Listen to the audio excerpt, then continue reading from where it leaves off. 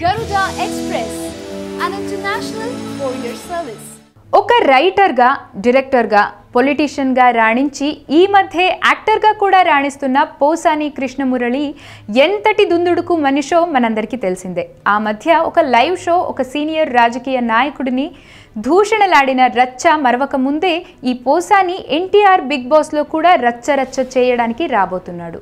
Indian number 1 reality show Bigg Boss మన తెలుగులో కూడా చేయబోతున్న సంగతి, దానికి హోస్ట్గా జూనియర్ ఎన్టీఆర్ చేస్తున్న సంగతి మనందరికీ తెలుసు.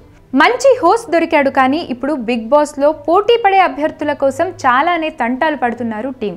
ఎవరిని అడిగినా ముఖం చాటేస్తున్నారని అంటున్నారు. టీవీ సెలబ్రిటీలు కానీ, మూవీ సెలబ్రిటీలు కానీ రావటానికి కొంచెం జంకుతున్నారు అని తెలుస్తుంది.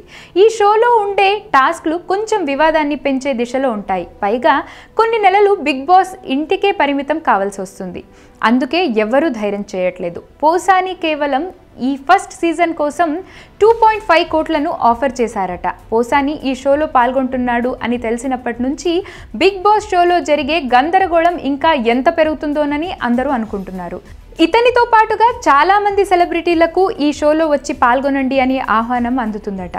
పోసాని ఈ షో కోసం చాలా సినిమాలు వదిలేసుకోవాల్సి వస్తుందని, అందుకే ఈ పెద్ద మొత్తం అడిగాడట. కాకపోతే ఇంకా పోసాని ఫైనల్ చేశాడో లేదా అనే విషయంపై క్లారిటీ లేదు.